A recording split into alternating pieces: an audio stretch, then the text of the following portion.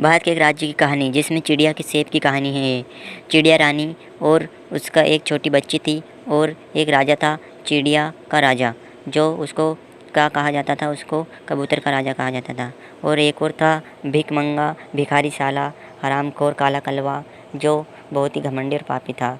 वो क्या करता था कि रोज़ आता था रात को और पेड़ में से फल को काट कर गिरा देता था और खा जाता था। रोज़ खाता था, रोज़ आता था काला कलवा।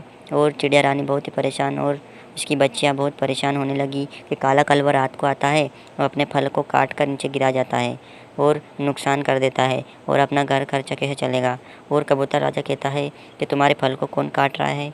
वो काला कलवा काट रहा है। चिड़िया बोलती है, अच्छा कोई बात नहीं, उसको कुछ सबक सिखाया जाएगा। अब एक सफ़ेद चिड़िया रानी आती है।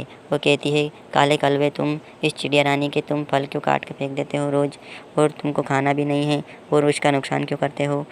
तो काला कलवा कहता है, तुम्हें क्या करना सफ़ेद चिड़िया, मैं कुछ भी करूँ, फल को काटूँ या फेंकूँ या कुछ भी करूँ, तुमको क्या करना?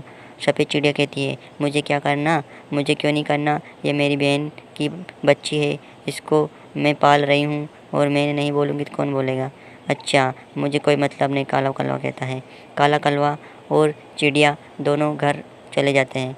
चिड़िया रानी घर चली जाती है और काला कलवा आता है, कहता है, तुम्हारे फल को अब नहीं काटूंगा, लेकिन तुम्हारे बच्चों को मेरे को दे दो, मैं उनका खाऊंगा और मेरा पेट भरूंगा। मेरे को बहुत अच्छी लगती है तुम्हारी बच्चियाँ, उनको खाऊंगा मैं और तुम्हारे फल को अब नहीं काटूंगा। चिड़िया रानी कहती है, काले कलवे यहाँ से भाग जा, नहीं तो तुमको इतना मारूंगी कि तुमका भटा या सब्जी बना लूँगी और मैं तुमको खा जाऊँगी भटा या सब्जी बनाकर। तो काला कलवा तुरंत भाग जाता है और इस कहानी में अब वो कभी नहीं आता है और चिड़िया और उसके बच्चे खुश रहती हैं। तो इस कहानी से आपको क्या सीख मिली भाइयों?